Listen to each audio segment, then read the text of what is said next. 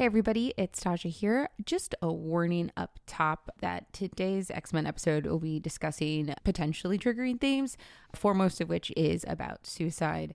So if that sounds like something you really don't want to listen to, I would say maybe skip this one and we'll see you next time.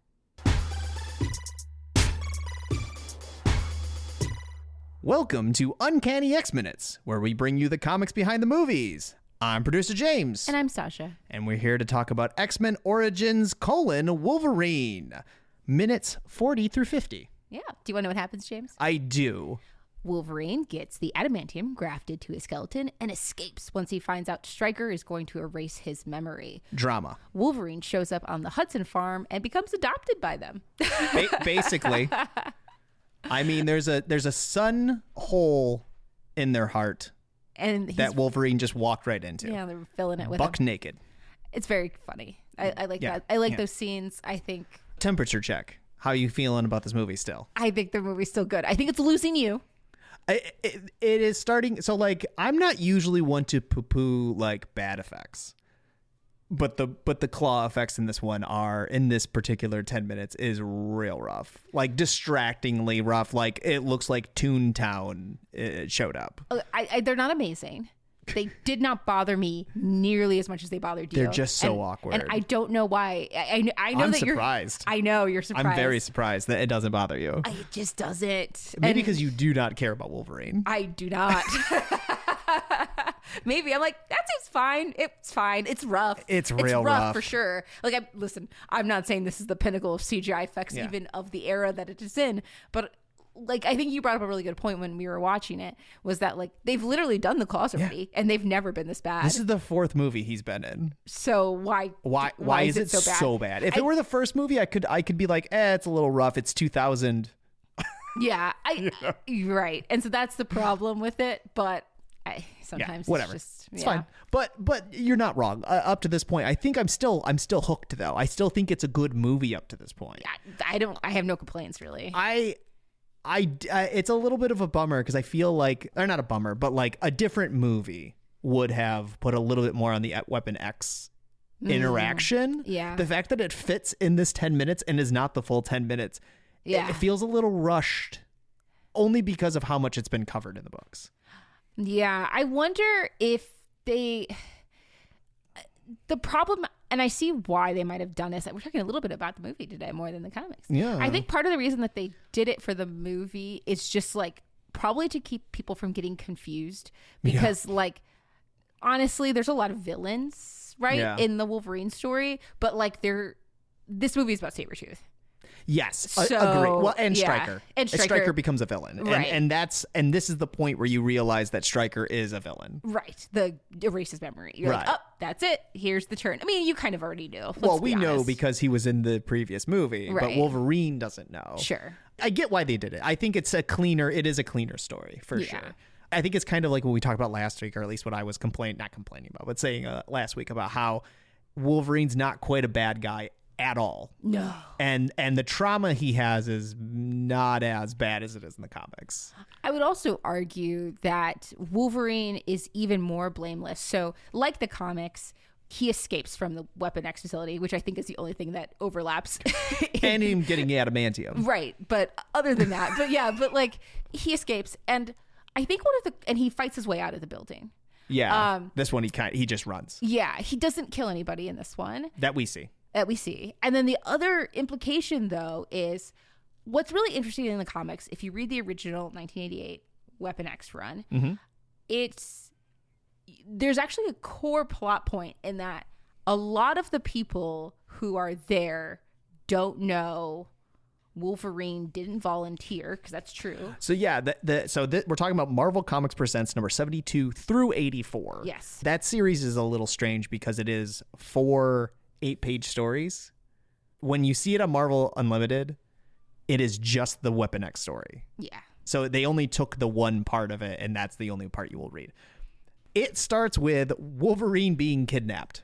Yes. That is how he does not volunteer. Right. He is stunned, and when the people go and shoot him up with, tranquilizer, they're like, "Oh, we gonna be okay? Yeah, she'd be fine."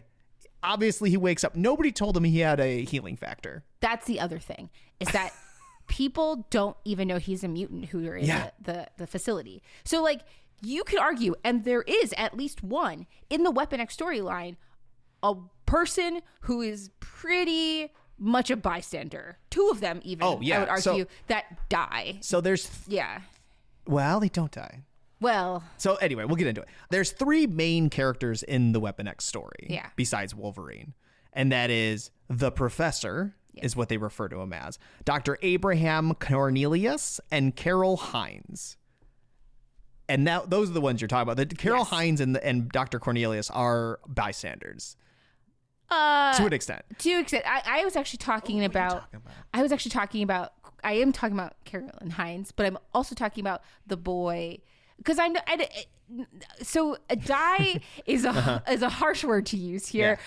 Maybe we should talk more about the story. Yeah, but let's go into this story. Yeah, because this is going to be hard to follow if you don't know the core plot here. I do want to start with the Professor.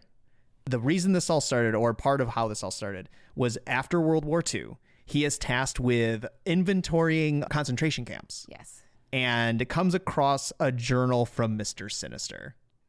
So that's how it starts. I think it's that plus Erskine stuff for the Super Soldier Project. And I think there's like a third scientist that maybe is a part of, like, the research is a part of it. Yeah. The main one is Sinister, let's be honest. Sinister is the big one. The Super Soldier Serum is just littered through the Marvel Universe. So that's always going to pop up again and again and again. So the Professor's told, oh, you know who'd be a great subject for this? Logan. Yep.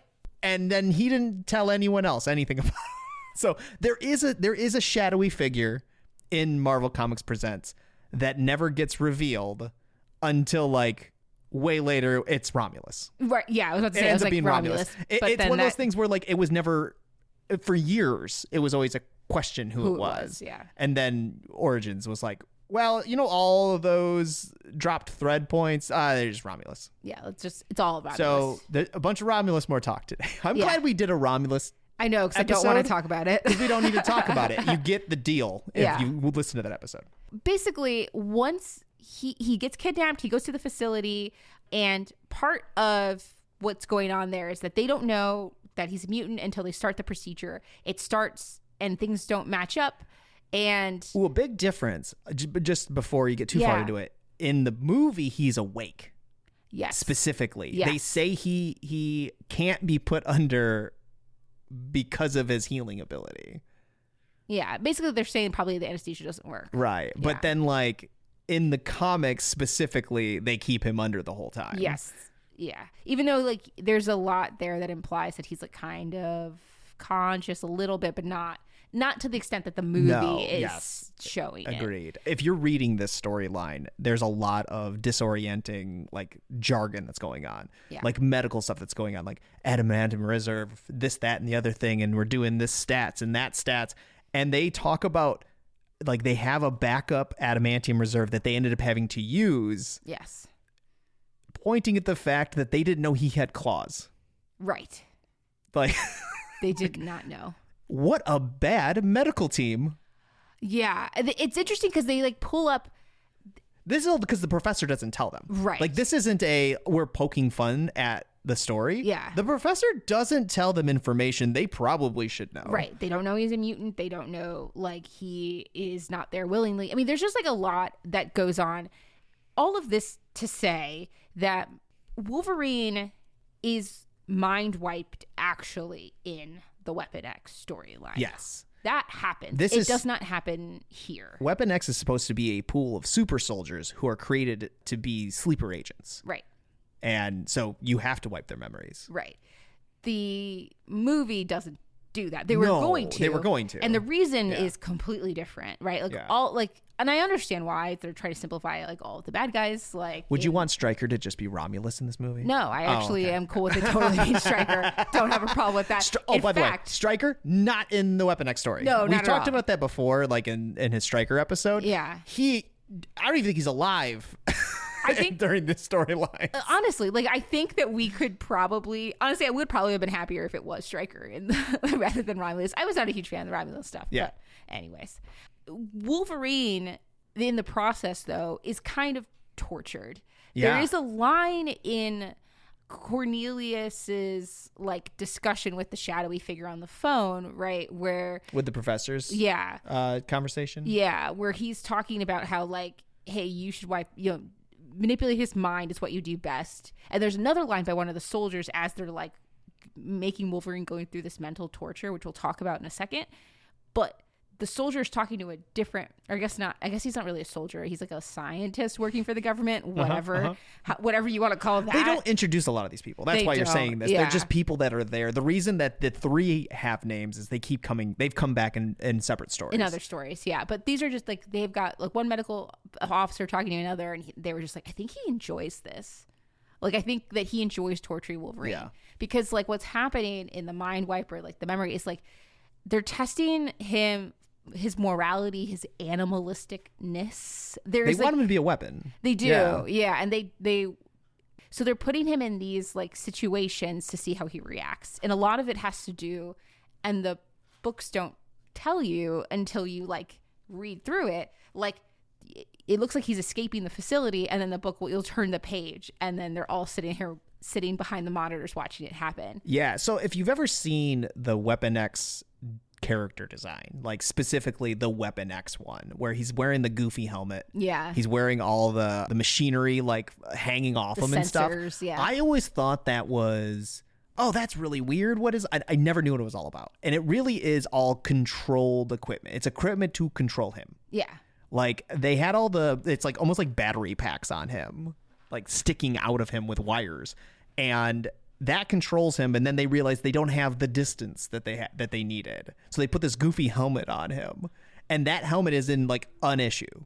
It is part of the look that you think of when you think Weapon X, but it's like barely in there. It's like not I was important. so surprised how little it was, because they're like, well, his vision's being narrowed. He has no peripheral vision in the stupid helmet. But it does like extend the reach of our signal. So they had to like fix things and whatever. So, but when we're talking control him, we're talking like remote control video game almost, like through a computer, control him, like unsheath his claws, that sort of thing. And it's just like, but they're doing that. They're manipulating his morality. Right. And he's also like, I mean, Wolverine is still thinking things through and making decisions. So like when but he is not talking. He's not talking, but he has some words where he's like trying to make sentences. Like he's trying to remember how to speak. And like when he doesn't kill Carol Hines in one of the simulations where like she's getting incinerated and he's supposed to they're both getting incinerated. Like there's a whole simulation where because like I know for me, I was like, oh, this is where he escapes. Like there's this whole series of like where he escapes, and they are like, oh no, he's going after the professor. So you're like, oh, he's going to kill all three of them and it's going to be a thing. But you're right. He saves Carol. Yes. Like that is not someone he attacks. And then they're like, well, what was that all about? Right. And again, this is like, it's like, I really like the story because it is about like the thing that Wolverine always comes back to. It's like, it's nature and nurture. It's human and beast. Like, he always feels like he's stuck between those two like identities. And this is playing with it, right? It's like everybody, all the humans, all the scientists, all the bad people, with I guess the exception of Carol, is like that he is this kind of beast thing. He is not human. They actually say that like multiple times. Yeah. But he always chooses the human. He makes a human choice. He spares Carol because she's not really the person who did this to him. But like at the same time, there's simulations where he chooses to kill the kid that walks in when he's just trying to check on him and he's being like he's trying to escape from the room and he kills the kid, right? Yeah. So like there are gray areas when it comes to Wolverine in that comic that I don't think are in this movie because none of those things are true. They've actually like pointedly reversed most of them. And I think it is what we've said before, where it's in a comic, there's so many years, it's easy to like reverse back a bad decision. Whereas like if it happens in a movie, people are gonna be like, but he did the thing. Yeah. We only saw him for 2 hours, and in that 2 hours, he did this bad thing. Yeah. You kind of are like, oh, I don't know if we can. Totally. It's a little harder to get people back on his side. You know? Right. And I actually don't have a huge problem. Maybe people do. I don't know if people do. It's just something I've noticed, like, as we've been doing this, the difference between the movie and the comics is all. I think because Wolverine is not very precious to me, or the Wolverines that I do like, I'm like, oh, they lean towards the nicer, goofier Wolverines. Sure. But if I felt really passionate about Wolverine, if I was like a very huge fan of like his portrayal in the comics and his complexities, I think this would be a little frustrating. Yeah. Wouldn't it feel a little simplified to you? Maybe. Probably, but that's the beauty of adaptation. I suppose. I mean, like I said, I don't have a huge problem with it, but I do want to make our Wolverine fans' voices heard because I'm not. Well, that's what we're here for. Yeah. I think that's usually what ends up happening when somebody doesn't like a portrayal in the movies is like, well, it's not like the comics, and we're here to tell you what the comics are like. It's true. Yeah. Maybe you like the movies, and there's nothing wrong with that. Totally fair. But yeah, so I mean, he gets tortured a bunch. Yeah. They do a bunch of like experiments on him, seeing how well they can control him. And then he finally does escape. And it seems that the shadowy figure above the professor like shut off the guards. Yes. And Wolverine does find them and then cuts the professor's hand off and then escapes. Yeah. Into the woods, not over a waterfall. No, but that was a cool shot. Oh, it's a super cool shot. Yeah. Like, I get why they did it, which it's funny because then you're like, if you think back to the other ones, you're like, wasn't the facility like in the lake or like near a dam? It was supposed to be near a dam. Why is it on top of a waterfall? Maybe it's part of the dam. I don't know. Maybe it was a dam, not a waterfall. It's fine. It's fine. It's one of those that like, we just think we're gonna handle it. It's not the first time this movie's like, we don't care about the canon of the previous movies or future movies. Yes, that's true. So we're not gonna worry about it. Yep. So that's the like major part of it. There is like a sequel to it that kind of retells the story and then deals with fighting a robot named Shiva, but we don't really need to go into we really don't. That. That's the one people are talking about when they're talking about like the original is the Marvel Comics Presents. Yeah, yes. storyline. I do want to talk about the couple that finds him. Yes. Are Travis and Heather Hudson. Hudson, yes. Which Travis Hudson's not a name in the comics. Heather Hudson is. Yeah. She's a member of Alpha Flight, and I will get to her. But there is a whole, like, once again, shout out to UncannyXmen.net. Yes. Because they have a whole article about the Howlett, Logan, Hudson family tree that mostly comes from one issue of Wolverine Origins number 33.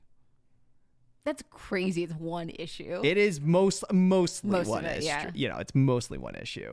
I'm going to start at the top and work my way down. So the first Logan that's ever in a book is actually an Uncanny Avengers. Okay.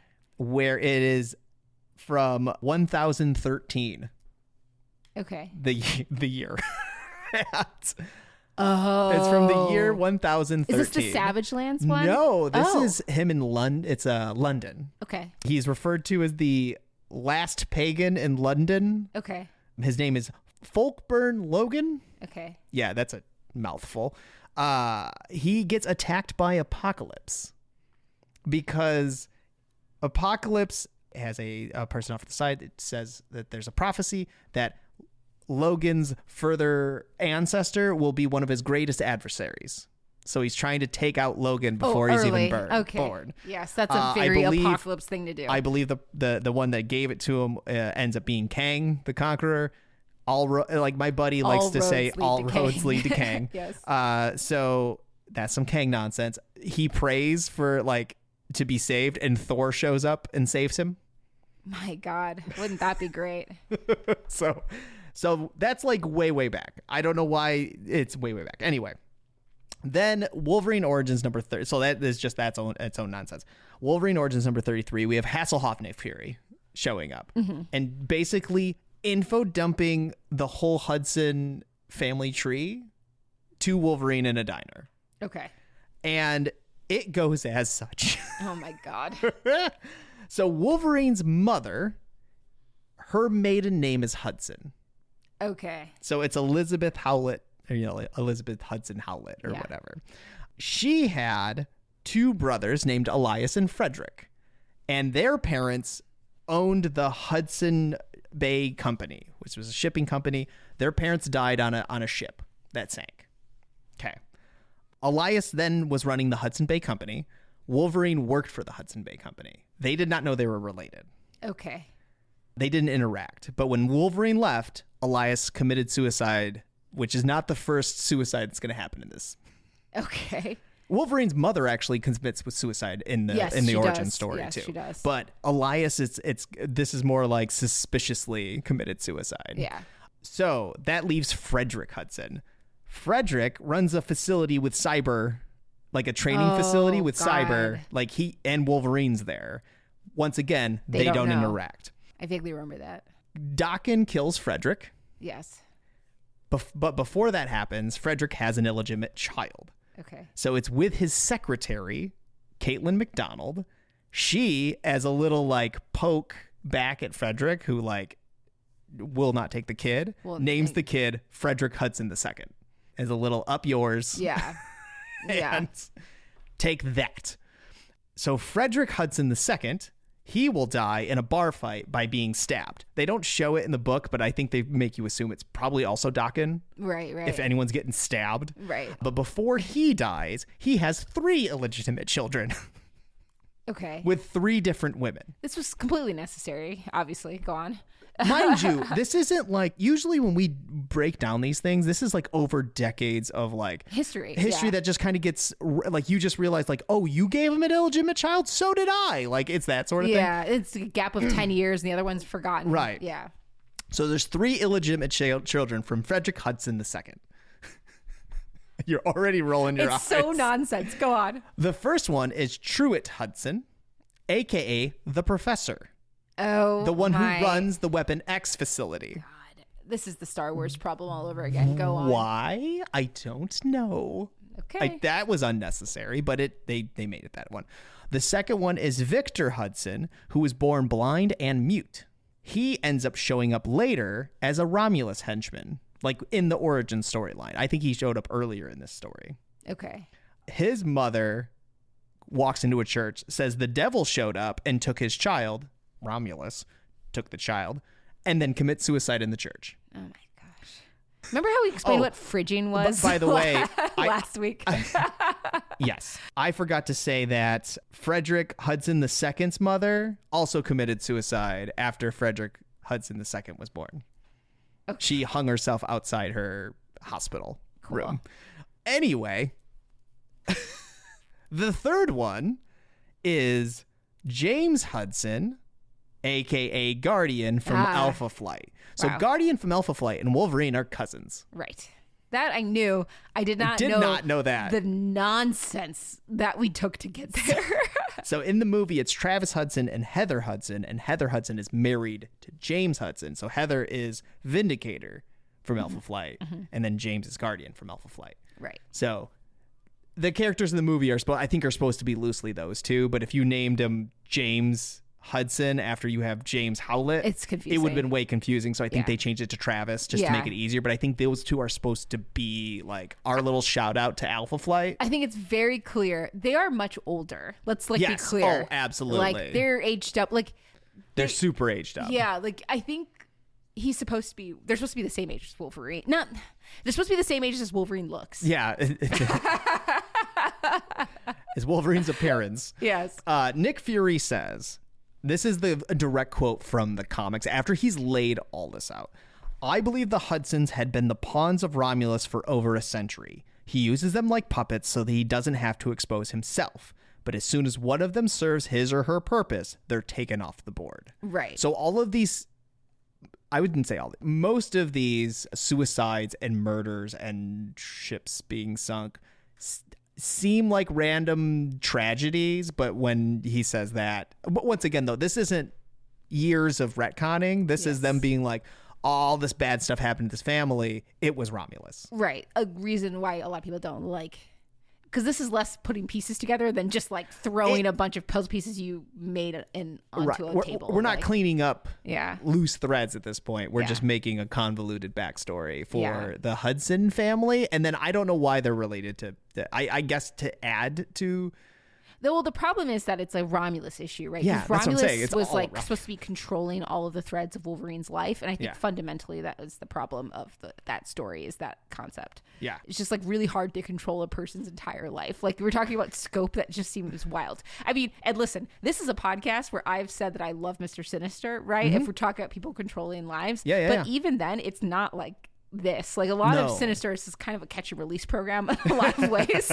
Like, he kind of wants information, and he wants to experiment, and that's all there's to it. Yeah. I will say James Hudson Guardian also has a clone of himself that somebody did at one point. It is the Marvel Universe. I believe they made a clone of him and then tried shooting him into space, like the original, so that they could have the clone. So at one point there was 2 James Hudsons running around. Interesting. They also had a kid, James and Heather, and they both died at one point, and so their child, Claire, was adopted basically by someone else. And then when they came back to life, they're like, oh, the first thing we need to do is get our daughter back. And they're like, superheroing's a bit dangerous. We don't think she belongs to you. Really? Yeah. I did not read that. That's Canadian for you. That's really interesting. Let me tell you, can we talk about Canada in the Marvel Universe? Sure, I know sure. this has been brought up before, but like, watching and reading the kind Department of H Wolverine, stuff. the Department H stuff, The Weapon Plus program. Other people have mentioned this, but reading this, I was like, oh, this is what they're talking about on the internet. Like, this is, Canada is so aggressive. In Canada is a insane warmonger. I feel like it's more shadowy. It's just like, but still, you're not wrong. They are very aggressive. Yeah, it's weird. It's like, I think this is the best explanation. It's just what it is in the comics. Wolverine is what Canada made when they tried to make Captain America. And that should tell you like kind of the general vibes of instead Canada of in the Marvel Universe. I mean, Captain America's a man with a shield. He's protecting. Yeah. Wolverine has got claws. He is attacking. Yes. It's just so interesting. Yeah. Like, conceptually how that shakes out, because a lot of times in the movies you forget that he's Canadian. Like, he'll make a joke here and there, but like, I love how many times in the comic that joke gets made. Where they're I like, know. Lousy Americans, and it's Wolverine and Sabretooth, and they're both like, we're Canadian. We're Canadian. It's great. I don't know. I just really, in all fairness, they hang out with a lot of Americans. They do. They sure do. I mean, once you're on the Avengers, I feel like that, like, and really, the X-Men. Yeah, well, but before especially, Krakoa. I mean, yeah, X-Men is a little different, but like, anyway. But yes, Avengers are very American. Yeah. Is there?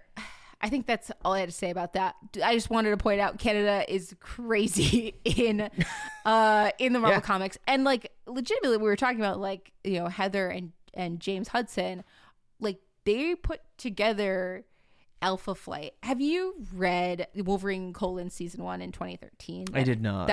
So this is like a really interesting telling of like Wolverine at the Hudsons, and it kind of fills in the gaps between him meeting the Hudsons and the eventual Wendigo fight in his first appearance. Okay. Yeah, because the first appearance of Wolverine, if you want to go way back to season 1 of this show, is him being sent by Department H, right? It was by Department H. Yes, it is. To attack.